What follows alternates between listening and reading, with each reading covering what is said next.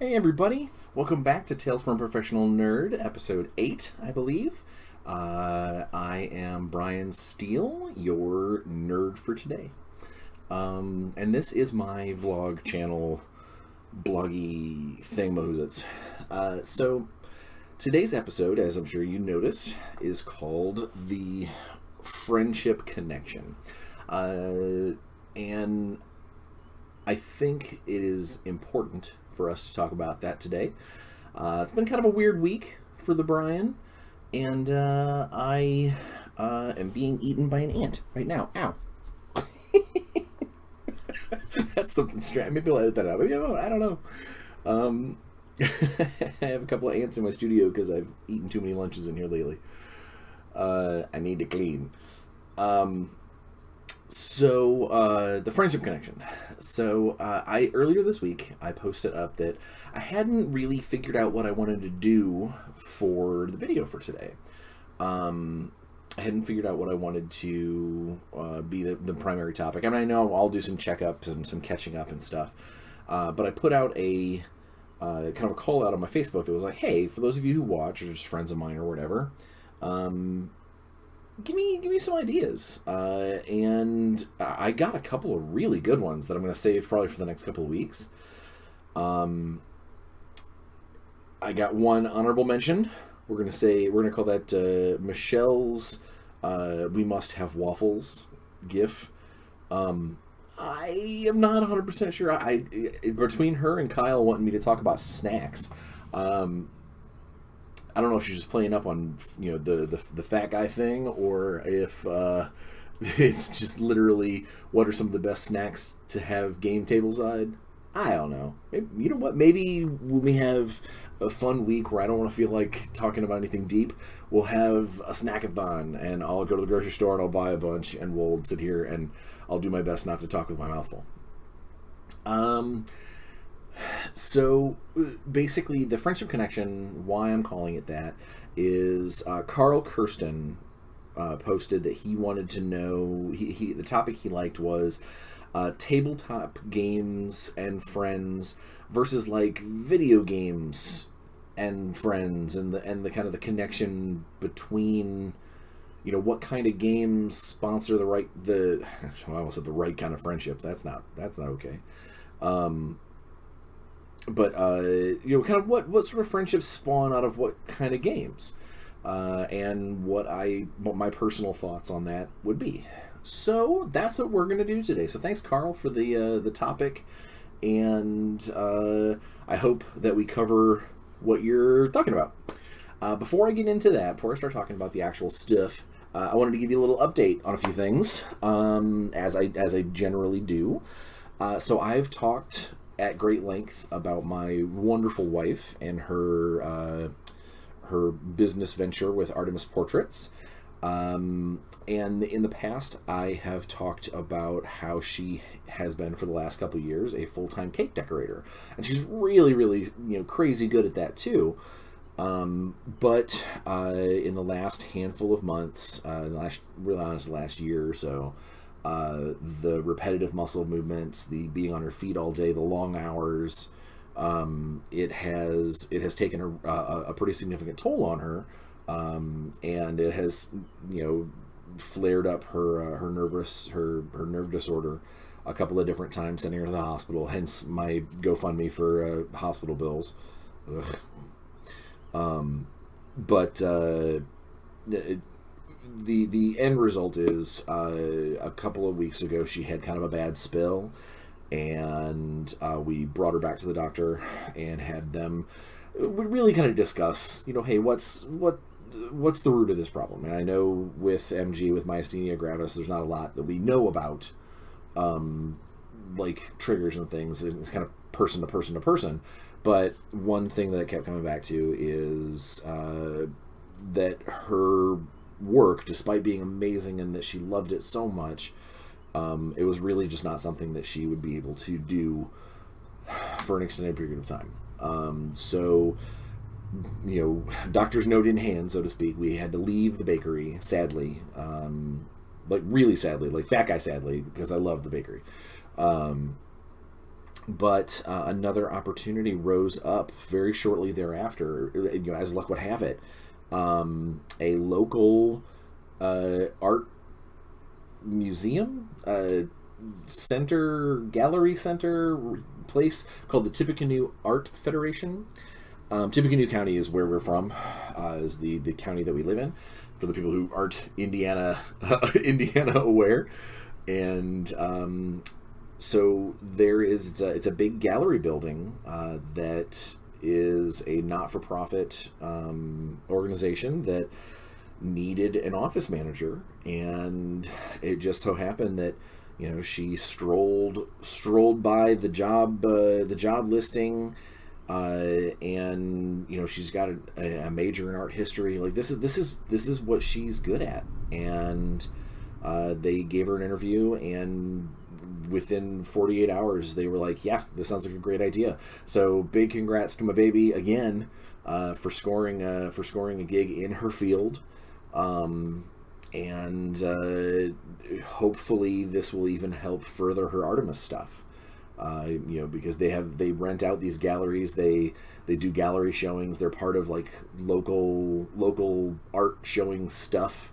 It's awesome. I'm really, really proud of her. I always say that, but the last couple of years have been so hard on her, hard on us, but specifically hard on her, that I love it when there can be kind of a shining bright moment. And I really think this is going to be one of those moments. So big ups to Natalie and Artemis. And yeah, so that update on that. Awesome. And then the other update I mentioned, so a couple of weeks ago, a handful of episodes ago, the Kickstarter episode, I talked about TinkerTurf, a printed terrain company. They've got some other stuff on their website, but the stuff that I got from them and what attracted me to them was their printed terrain. And so in the last couple days, while I've been doing a ton of sculpting and painting and stuff in my free time to try and work on some commission stuff, I put together a couple of packets of their stuff. And I told you I was going to show you these when I got them together. So I've got one of the sets is the containers set. And so here is one of the finished containers. It's about 6 inches long, about 2.5 inches roughly square, and it's got these little rails, so it kind of sits, it doesn't sit flat on the ground, and that reinforces that, like, this is pretty dense stuff, and I just used like basic wood glue, like wood PVA glue. Now it does have, they're hollow inside. Listen. I'm crazy. The ends, these kind of rusted cap ends, they are, that's a separate piece.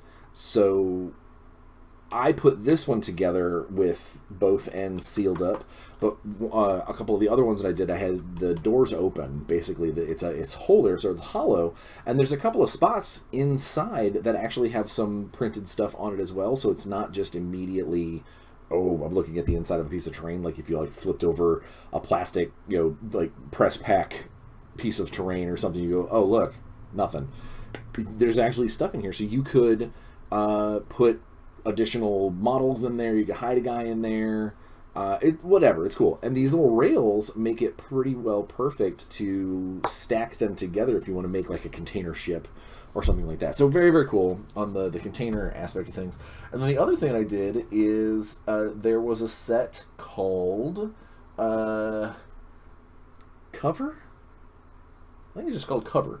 And it's basically a bunch of scatter terrain that is like we've got little barricade looking gun port having things. Do I have a model that's roughly the right size? Of course I don't. I'm in my studio and all my models are put away, except for here. You know what, I was gonna show you guys these here in a second. So here is one of the painted, I started last week painting the the Fallout turrets. Well, I finished them up. So here, I'm going to take a look. Let's see if I can get it to zoom in a little bit. Yes, it's just really not going to. There you go.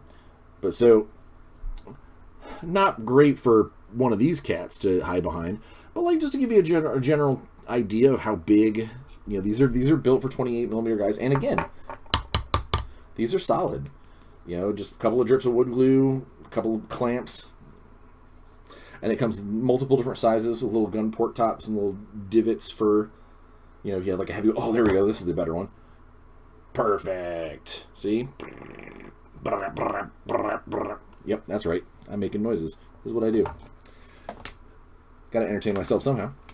But then in that same cover set, it also came with these cool steel beam girders that are like dragon's teeth, tank trap, just scatter terrain, like basically giant tank caltrops that, you know, they sit really well. They went together really, really well, but I won't lie, they were a pain in my butt because it's been so humid in my studio. The glue just wanted to hit sliding off, so I ended up having to get a ton of binder clips to make sure that everything clipped together until the glue set. Just as a side note, good idea. And now the opposite thing, things that went together so easy I got them done crazy fast, are these adorable little boxes from the same set.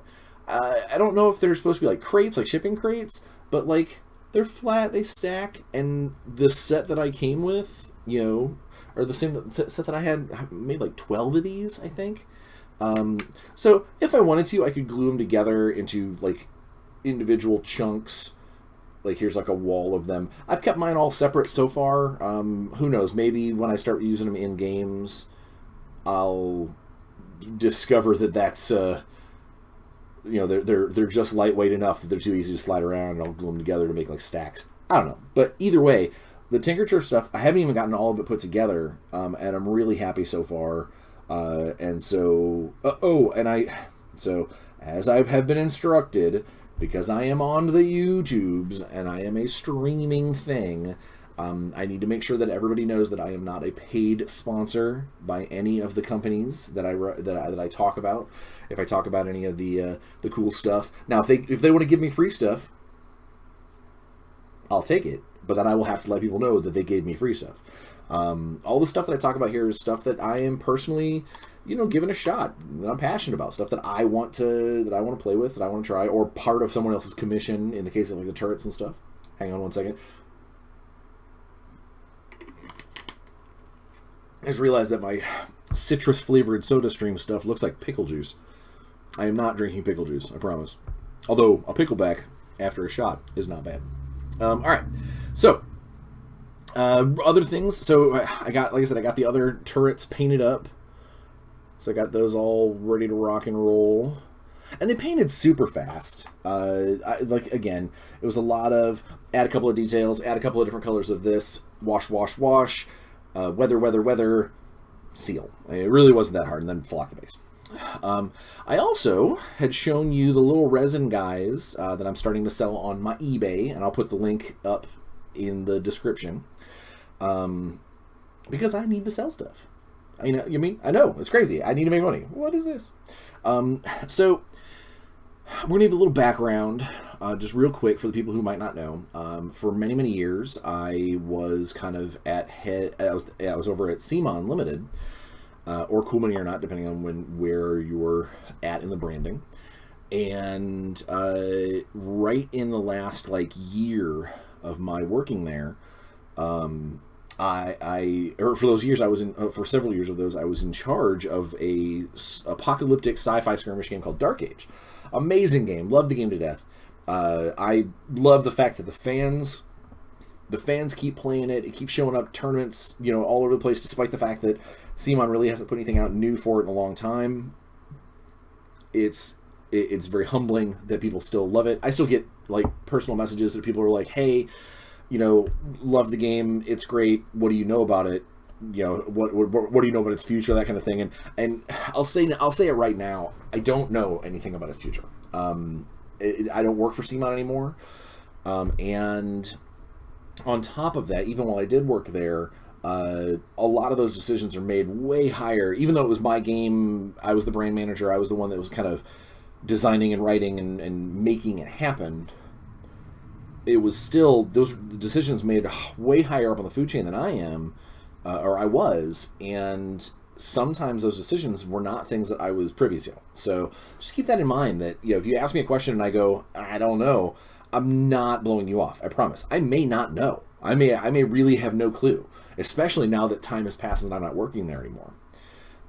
So while I was at Dark Age, those last 6-8 months that I was at CMON working with Dark Age, I did my best to make sure that I put out all of the rules and stat cards for models that we had planned for in the future, whether or not the models were sculpted yet.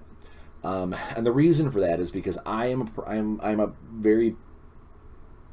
proud parent. I am I'm a very firm believer in the game and the story go hand in hand. We'll talk about that in a future episode. In fact, actually, Chad Brunner put out one of the things that he suggested this week would be something along those lines. But what we're going to talk about is if I've got an idea in my head and the next 8 months worth of game has been planned out, and of releases or expansions or whatever, and Easter eggs have been teased and things like that, it would be nice to follow through and make sure everybody has everything they need. But if they don't stop your players from using that stuff. And so what I wanted to do is I wanted to make sure that all of the rules were out there in the world, even if the actual published fluff wasn't out, or if the models weren't made yet, or anything like that. I wanted to make sure that people could start using them, even though it's just proxies at their local store, whether or not they decided this is something that they like. And because of that, there are a handful of models that I really, really feel are just amazing additions to Dark Age that might not be something that you can just walk down to your local game store and say, that Bones fig is perfect for what I want to do. And so you end up not feeling that model if you don't like doing proxies that look similarly. So what I do, I do a lot of, under my eBay handle of Den Sale. When I say it out loud, it's supposed to be like Ursa's Den. That's my freelance company. Ursa's Den's Sale 1977, because that's my birth year. But when I say it out loud, Den Sale 1977, sounds like I am a Southern person trying to discuss a prominent African-American actor recently starring in the Equalizer series. What am I doing? So regardless, under my eBay handle, I've sold a lot of cast bases, movie prop type stuff, some cosplay props. I do a lot of stuff because I enjoy sculpting and resin casting and things. And one of the things that I recently did is I made the decision that for the things that I knew that I could, without really endangering and without trucking on someone else's IP, because all of those rules that I made for CMON, that's theirs. Dark Age may have been my baby, but that's their product, and I would never in a million years market these as, oh hey, I'm doing this, here are these models, and name them the same and things like that, because that's not right to my former employer, that's not right to the IP. It's not okay. I'm really, if any of you have followed me on Facebook or Twitter, you know that I am super anti-piracy, anti-IP theft, I just streamed it once because I'm going to buy it later. Shut up, you're stealing.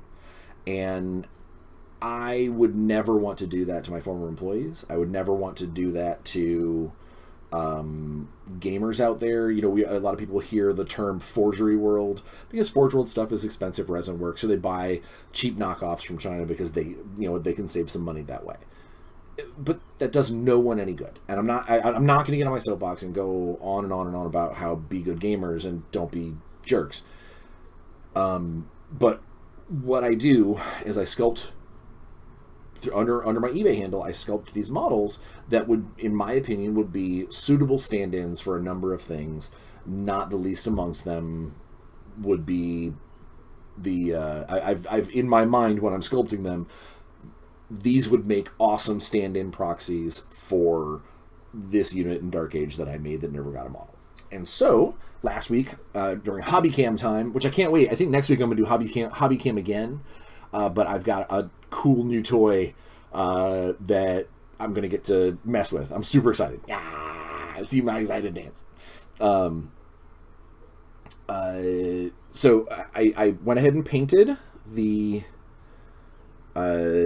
first two resins that came out of my mold. So this is what they look like when they're painted. My little robot worm things, and that's actually how I've got them listed on eBay. I'll put the link in the thing for anybody who watches that's like, man, I would love to have a great proxy for welder drones for the core army. I play core as one of my armies in Dark Age.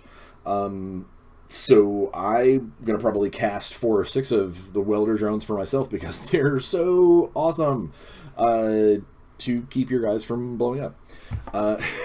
Again, people who don't play Dark Age are like, oh, okay, your guys blow up. Great. Well, long story. So yeah, that's just basically, I wanted to catch you up. Made some Tinker stuff, painted got some paint on some models. I need to keep working on those, that commission of the Blood Bowl guys, but it's been so hot and sticky in here. I haven't wanted to do tons of painting. I need to figure out why my air conditioner does not play nice in this room. All right, so now to the actual topic. Now that we're past my checkups and everything. Oh, we're not past the checkups. I just got an awesome email. So, speaking of Dark Age fans, a gentleman by the name of Ricky Estrada at Adepticon ran a very cool charity event, a charity Dark Age tournament for Open Table, I believe, is the charity that he was working with. And I really wish I would have had the time to spin by and see them and maybe even get a game in or whatnot. But shortly thereafter, Ricky actually reached out to me and asked if I would be interested in running some charity type stuff or doing some charity type stuff at a local show, local to him. It's in Chicago, Elmhurst, Illinois, technically, in October, called Dragonfall. Dragonfall is a tabletop miniatures. I believe there's some video gamey type stuff attached to it as well, but generally speaking, it's mostly like tabletop. It's like mostly like war games and role playing games. Convention up in Elmhurst in October, the 26th and 27th, I think, is the date this year. I'll put the link to it in the description. But the guy who runs Dragonfall, a gentleman by the name of Mike Lager, Ricky reached out to him, and the three of us have been chit-chatting, and I decided that I really kind of wanted to do more for Dragonfall because it is a local-ish show. It's a small enough show that I won't stress out if I go up there and have to try and juggle a bunch of chainsaws. So it sounds like Dragonfall is going to bring me in as a guest to run some events, play some games, probably maybe do a panel or a Q&A. I'm thinking about if I can figure out how to get my rig to work, doing an episode for the channel from Dragonfall, from Dragonfall. Maybe do like a live Q&A or something along those lines. Those are always fun. And you get less grief and less trolls like you do on Reddit. But yeah, so look forward to that in October. That's going to be super fun. Specifically, one event that I know I'm super excited for. I am going to be playing in a Shadowrun game. Shadowrun 6th World game, the new version that I'm helping Catalyst with, and I'm working with them. I am going to portray the character who I just got done writing their point of view novella for. So I kind of like here's the guy you may, because by that time the novella for him will be out, and so you'll have had a chance to see how he thinks from inside his head, the way that I wrote him. And at Dragonfall, I'm going to get to portray him at the table in a session or two. So that should be fun. I'm really excited about that. That should be a whole lot of fun. Combine that with the charity D&D event that I'm doing at Gen Con Saturday evening, which there's still a bunch of tickets available for, by the way. I'm really excited. These next couple of months look to be, I mean, it's gonna be a lot of work. There's gonna be a lot of prep, but I'll walk with it with you guys, and maybe we'll talk a little bit about it together. Yeah. So, and I like doing charity work. I like doing stuff, especially if the charity is something that I can get behind. And Gen Con's charities this year are the Indiana Special Olympics and Game to Grow, both of which are awesome things to do for the up and coming next generations. So, watch this space. Watch my Facebook. Watch my Twitter. That sort of thing. All right, so. Now that I've gotten that out of the way, officially, and the video's half over, my checkups take forever. Let's talk about the friendship connection. So this is particularly important to me this week, as that there's been some stress, there's been some hiccups, some back and forth between myself and a friend.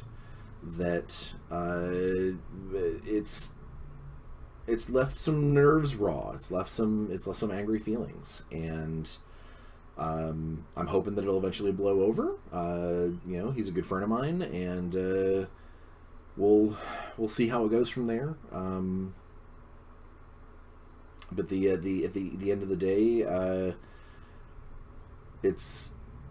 I just want everyone to really kind of take note. When you're dealing with your friends, when you're talking to your friends, you never have any idea what they might be dealing with when they're not in front of you, and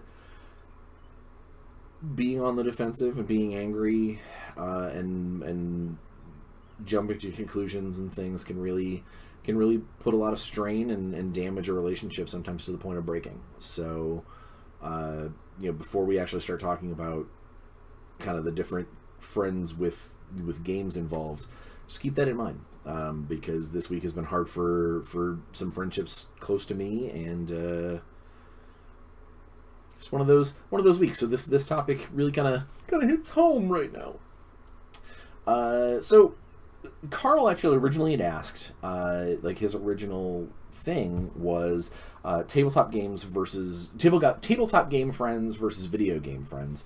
And I think rather than putting them in their own little boxes, there's even more. I think there's more types of friends that gaming can spawn. Tabletop.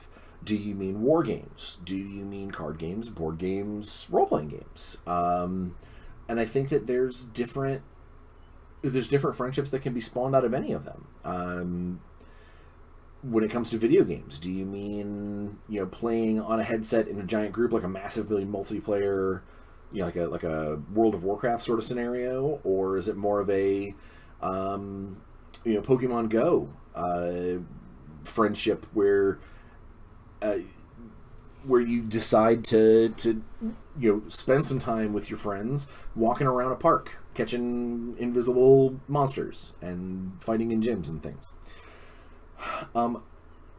Before anything else, I believe that gaming breeds camaraderie, but I also believe that gaming breeds hyperbole. And what that means is that because we spend money and we spend time and we spend our precious free moments together working with these games and playing these games, whether or not we're there to win, whether or not we're there to further a character story or just kill time, pushing dice around because our movie starts at 9 and I got there at 6. Whatever the case may be, the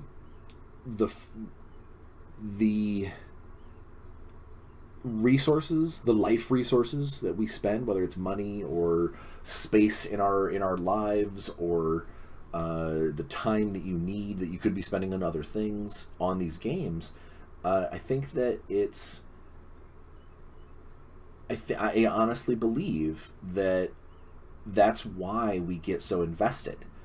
Why games like your local D&D game becomes another chapter in your life, and that as soon as you get the opportunity to talk to somebody about what your character did last week, as soon as they realize, hey, that person plays D&D too, or that guy's reading a Game of Thrones book, he might be in on the medieval fantasy track, let's talk about stuff. Some of that social interaction is important to you because you've spent this time and effort putting these things together and being part of it. You want other people to enjoy it too, or you want other people to understand that you enjoy it. We there's an old saying that misery loves company, but I actually think that it's the opposite. I think friendship and joy wants company way more than misery does. Being sad or being upset, yeah, you might want others to feel a bit of your pain, but it pales in comparison to me wanting to tell my friend, or me wanting to tell my friend, oh my god, my orc, I just found out my orc that I played in my buddy's D&D game for 3 years went on, when he ran a new game in the same world, went on to become like a king of the orc people and led them to a new military state where they're not just raiding monsters, that they're actually like a city state. That's the kind of thing that I want to, oh my god, I want to tell my friends that. If they weren't there at the table, if they hadn't heard that, or if they know that character, I want them to know all about it. Or when I hop onto my Xbox, put a couple of hours in on Fallout or something like that, I see that I get a message from my buddy that's halfway across the country where it's a video clip of him killing 7 AT-ATs or 7 ATSTs in Battlefront 2. Could he have sent me a text message? Sure. Could he have waited till the next time we get together to play or talk? Of course. But he had the opportunity to go ahead and go, oh my god, you need to see this. And so he did.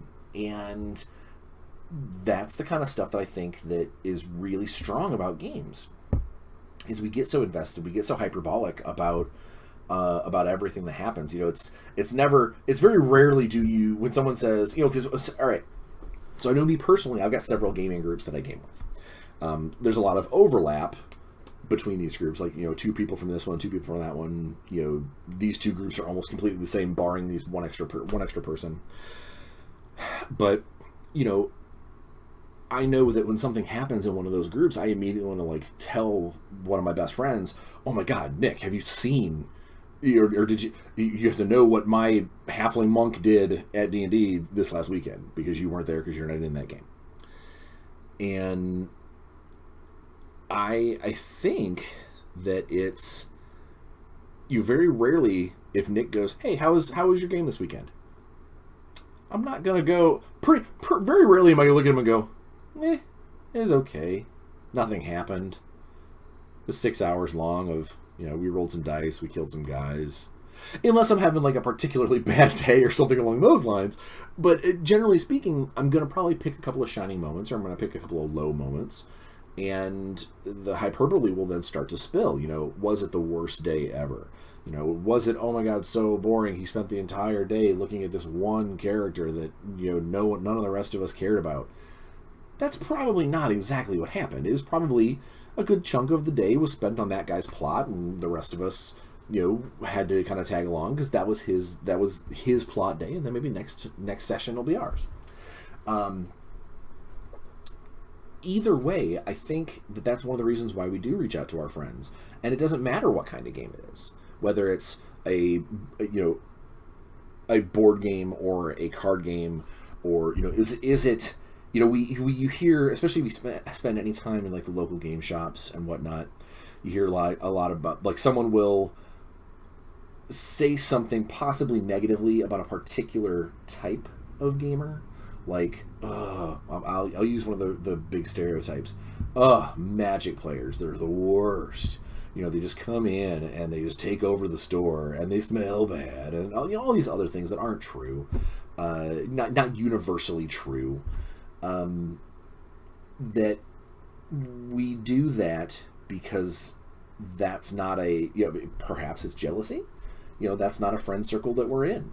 Those are friends that we could make if we buckled down and spent some of those resources of time and money to get into the Magic scene and play with these guys. Or maybe it's something else that causes us to put the card players in their own box, and the hardcore board gamers in their own box. Oh god, the war gamers that come in with the giant packs of minis that go into the back room for all day times 5. Those boxes. Even within the same genre, you'll get people that put their friends and their acquaintances in separate boxes. Oh my god, he's a Space Wolves player, or oh my, we went to another tournament and all that guy brings, all he ever brings is Aircast. We do that to ourselves. We do that to the rest of our groups. And I'm not 100% sure if it's there to vilify or if it's there to lessen the impact on that they have. I don't know. That might be worth going deeper philosophically into at some point. But generally speaking, you still have that connection all collectively as gamers. And I think that each type of game will have a different level of initial friend connection. For instance, if I were to grab a Magic deck, I mean, I barely know how to play at this point, but I probably could at least get by at a Magic tournament. If I went there and sat down and started playing, I wouldn't expect to make lasting friends, but I would probably make some happy acquaintances over the course of the day. And I'd write, some people, we'd talk, we'd have some high fives, that sort of thing. But am I going to invite him over to my kid's birthday party? Probably not. Whereas now, you fast forward a little bit and go to like a board game day, where you're spending, instead of at a Magic tournament where you might be spending 25 minutes sitting across the table from somebody 2 or 3 times, a big board game event, you might be in front of that same game with the same 5 people for 5, 6, 7 hours, depending on the game, longer in some cases. And unless that game is diplomacy, which, by the way, ruins all friendships ever. I'm kidding. I shouldn't be mean. I'm not a fan of diplomacy because it is just mean and cutthroat, and I don't think I've ever played a diplomacy game where at least one person didn't walk away from the table hurt and upset that they have friends like that. But like, you're spending that extra time with a board game, a board game chunk of players. And so I think maybe you will, when the game's over and you put the pieces away and, you're talking to each other and be like, hey, when do you get together next week and play another game? Very rarely would I see someone, or what I think immediately at like a card tournament or a card game that you might be only playing for 15, 20 minutes. When it's time to shuffle, I'm probably not going to ask that person across the table from me immediately for their contact info. That's just, it's a single serve gaming, whereas a board game is going to be a lot larger. It's going to be longer, same people, more interaction, more than likely, depending on the game. And then you step it up to like war games. It's like miniature games. Because now, not only do you have that same kind of, here's a handful of people or perhaps even just one person that you're playing against for multiple hours. But you also have that instant connection of, we also collected these armies. Some of us painted them. Sometimes we read, hundreds of, if not thousands of pages of fluff attached to these armies. They are more important to us than just a meeple on a board. And I think that does create a more lasting friendship, or I shouldn't say a more lasting friendship, that's not the right way. An initially more interconnected and like webbed together friendship style. Or, I could be, maybe it's just me. Maybe other people out there, they like to just, play the game, be done with the game, and then move on. But I very rarely, especially if it's a good game and we have a good time and everybody's, amicable and nobody's playing like a jerk, when it's done, I've been at 40K tournaments and Batman tournaments and things where when it's lunchtime, we all go out and grab lunch together. It's not this group and this group and this group. It is, hey, let's all go get drinks after the tournament. Or let's go down to the Mongolian barbecue joint because, we've got an hour between rounds.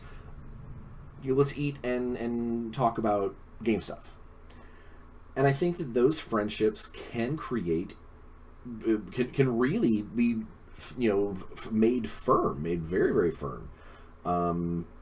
Because, especially with a lot of the older war games, of the very hobby-centric war games, we all have a lot of money invested in this. And that is something that you can look at every player, and you're not going to fault somebody immediately, like, oh man, I can't believe you spent all that money on that army. Because you did too, otherwise you wouldn't be playing the game. Unless you're just freakishly lucky and you, like, ran into a GW salesman or something who was getting out of the hobby. Regardless. And then I think, similar to that, I think that role-playing games fall into that category too, where instead of it being a monetary investment, you could have spent hundreds of dollars on books, but it is more of a time investment.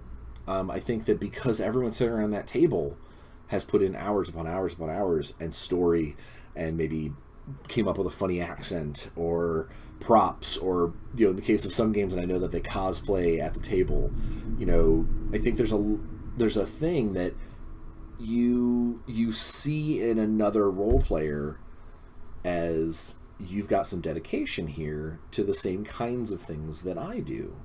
And so it's real easy to really see it from their stance and go, you know what, RP gamers are pretty cool gamers, and I think this guy, he and I get along, or she and I get along. We're going, or they are someone who I want to play with in the future. I'll invite them to my table, to my chronicle, which is an investment of not only. I can't speak for everyone out there, but I know for me, if I invite you to come play at my game, to take a seat in my game, that means that your invitation has taken away that seat from any of the other people that I could possibly give it to, and that sounds a little effete. Effete? No, elite. That sounds a little elitist, but I come from an area that I've got easily 15 different gamers that I can call as part of my kind of core gaming group. And if I were to say tomorrow, I'm going to run a new, I don't know, because it's on my brain right now, I'm going to run a new Shadowrun game tomorrow. I know that I've got to make some decisions. And sometimes it's an easy decision because I can go, hey, I'm going to think about running a Shadowrun game. Who doesn't want to play? And then let all of those people sit down and then look at everyone else who's still standing, in theory, and go, okay, I'm already in like 4 games with you. I know that your schedule is crazy busy. I'm planning on running this maybe on every other Friday, and you always work.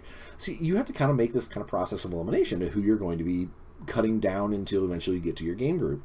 So if you're someone who I want to invite to my table specifically, that's saying that I want you to spend time with me on the regs in doing something that I love. And that's no different than me looking at someone in every other week going, hey, you want to go out to a movie? Let's go out to a movie. And then grab dinner afterwards. Same time constraint, same give or take, the coincidence that they, or the timing in which they happen. But it's just a little different based off of, what you're doing and whatnot. But that's kind of what I equate it to, is that I'm not saying that I date all my role players. Maybe I do. All of them. That's right. What is wrong with my brain? But it does mean that I'm asking someone to join me in a structured event that I want them there, and it's got, on the other hand, it's also I'm asking them for that dedication. Hey, I don't want you to play twice and then stop coming. I want you to show up at these games and enjoy the story that we're putting together.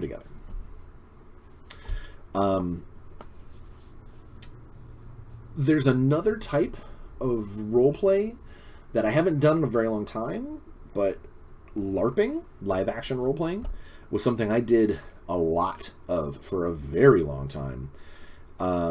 Specifically like Werewolf and Vampire and Changeling. I did a little D&D type LARPing. I was never a big fan of the quote-unquote buffer LARPing, which is the padded weapons where you actually beat each other senseless. And that's just more of a temper thing for me. Don't hit me with things if you don't expect to get hit back, and possibly harder.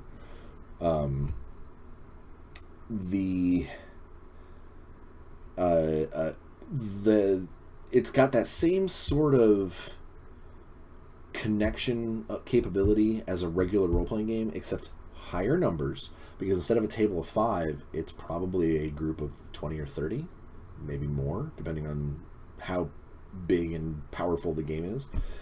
And I think that there's also the friendships that are made in a LARP is even stronger than a regular role-playing group, because not only are you having that character interaction and the time that you're giving up and the game assets that you're giving up, but it is also, you are actually physically interacting. So there's body language involved.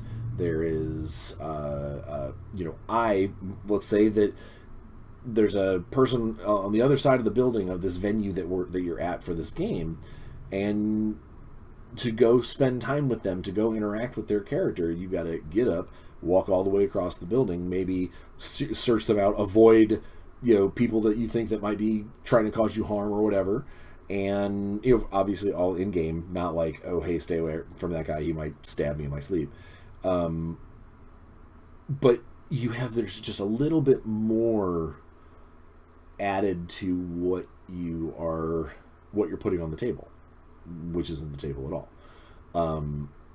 And I've also noticed that a lot of LARPs, because it is you personally and your conversations and your interactions, people tend to really kind of connect with their characters to the point where they are one and the same for the most part, and that can lead to all kinds of interesting connections and possibly upset feelings, things like that, if things go badly. And you got to kind of remind yourself sometimes, hey, still a game, still playing. They're not mad at me. They just hate my character because I stabbed the Ragamuffin King. I don't know. So that's pretty much all of the analog games, in my opinion, and kind of where I rank them as to how quickly and how strong a friendship bond can really kind of form out of those. And obviously, this is not any kind of like, you know, hard and fast rule. There's no that's just silly. Everybody's different. You know, you might have the role player who, as soon as the DM says, "All right, awesome, good game, guys," throws his dice in his bag and he's out the door. You know, I don't want to see you guys ever again unless I'm Paladin Mick Pasty Sword. And then there's the opposite of there's also the people that like play Magic that or another card game of the sort that they will be completely and utterly wrapped up with you know, their local people. You know, they get together every week, you know, 2 or 3 days a week. You know, Friday Night Magic.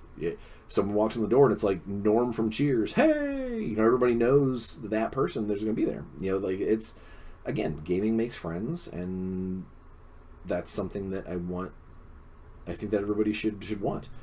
Now, real brief, the video game thing. So I know a lot of people. My wife is real big on bashing on video games and the digital. You know, I want the kids just to get out and look at the sun. But I think that she doesn't talk like that, by the way. I really do think that video games can be basically no different than basketball or golf or football, you know, depending on who, you know, who's involved. I know my kids love to watch like YouTube channels and things like that of people playing games. And I know for a while there, I was one of those people that was like, oh my God, I can't believe you'd sit there and watch a video of someone playing a video game for half an hour. And then it occurred to me that is 100% no different than when I sit down to watch the hockey playoffs. I'm not playing the game. Sure, I have played the game, and I could play again. I'm not currently playing, and I'm sitting in front of a screen, and I'm looking at it, and I'm watching other people play the game, and I'm invested in it, and I'm enjoying it. And occasionally I am, yeah, you know, there's absolutely no difference to that. And anyone who tries to say otherwise is just really trying to yuck on a video gamer's yum, because they are watching someone enjoying and performing the acts in which they themselves like to enjoy from time to time. And that can be done in groups. That can be done, you know, with, you know, yeah, you invite, let's say that if I invited 30 people over my house for the release of the Cyberpunk 2077 video game, so we could all watch me be awesome, which I will have that game. It looks amazing. People would look at me weird. Be like, really? Video game launch party? Great. But if I invited everybody over for a Super Bowl party, I would get, I mean, hell, there are corporate sponsorships. There are grocery stores that make specific sale programs based off of, oh, it's Super Bowl party weekend. And that's something that I think it easily could extend. You know, I'm not a League of Legends fan, but I know there are people out there that they watch those championships. You know, oh, the championships are streaming. When does it start? You know, I'm not a fan of that particular game, but I can't fault them for wanting to watch people be awesome at it or watch people enjoying it. You know, what's the difference? What is the difference between that and, you know, watching watching your favorite baseball team? Nothing. There's nothing other than the age of the game and the era in which it came from. That's it. And I think that video games can spawn just as strong of friends as anything else. You know, real quick, and I'm looking at the timer. I realize I'm getting close to that hour gap, but you know, real quick, I've got two perfect examples of how video games help maintain and create friendships. maintain. So every single week, every week, Wednesday nights at 8 o'clock Eastern Standard Time, myself and a handful of my buddies get together online on Xbox, on Xbox Live, and play Battlefront 2, the Star Wars first-person shooter. We play for 2-3 hours. Nothing huge. It's very rare that we go like a marathon session. We just get a handful of games in. We chit chat about how our weeks have gone. We vent if something's bothering us, and it doesn't matter whether or not we're doing great in the game or are winning, losing, whatever. It's basically like a teleconference for friends that we also get to run around in Star Wars. That is something that I do every week, or as long as I can, as long as I'm not busy on Wednesday night or something. And it's kind of the digital version of the poker club. Digital version of poker night. I have Battlefront night. And and it's not private. If someone else contacted me or sent me a message, hey, my Xbox, I play Battlefront 2, I love it, my Xbox handle is this, and you're free on a Wednesday night at 8 o'clock Eastern Standard Time, hop on in. We'll grab a headset and we'll join in. You can watch us be crazy and listen to us and chit chat. This is what we do. But that's a regular thing that we've set up. You can also make new friends on through video games, but I do believe, because there is no face-to-face contact for a lot of this, is you will not make friends. You'll make digital friends. You have to work real hard to turn digital friends into real friends. Last week I was playing some Fallout 76. I love it, by the way. You got it? I was running around and I got myself into a mission that I was in serious trouble. And my dude got blasted, and it, in Fallout 76, when you get killed, unless you get like really butchered, you kind of fall down to one knee, and you can call local people over. Hey, help me! And if they come over and give you a heal, then you're up and about, and you don't lose any of your stuff, and it's great. Well, that happened to me, and I was like, I have no friends online with me right now. I'm just running around by myself. But I did see there was a little white dot on the map nearby. And so I started calling for help, and this person came over, healed me up, and as they were running away, I went ahead and was like, hey, do you want to join up and help me beat this thing? Beat this mission. And they said, yeah, sure, that's great. And they had a headset on, and I had a headset on, so as soon as we became part of the team, we started chatting. And this person lives in North Carolina, so a little further away from me.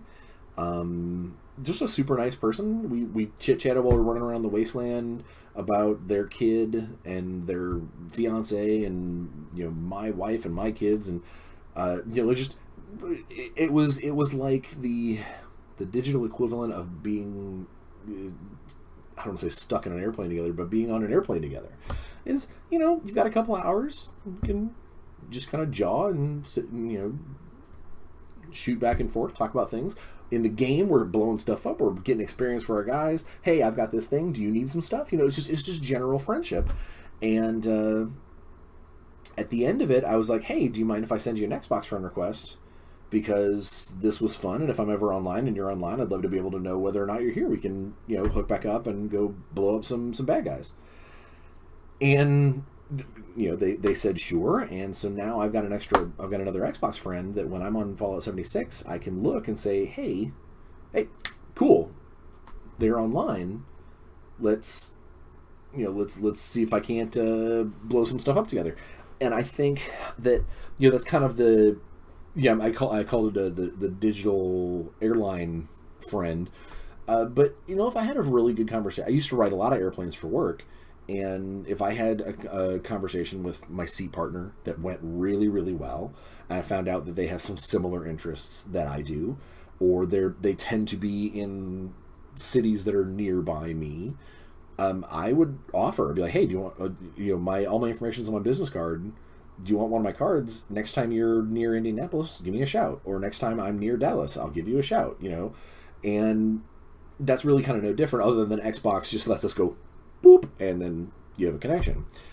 But it is a lot of there's a stigma of video game players that sit in their basement, eating Fritos and drinking Mountain Dew, and the guy from South Park.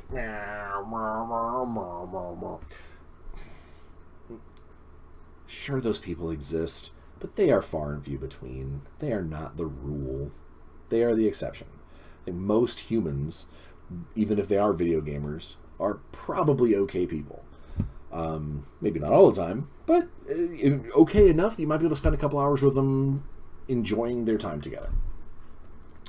So I'm officially kind of at the wrap out point, and I think I'm trying to think how I want to put this.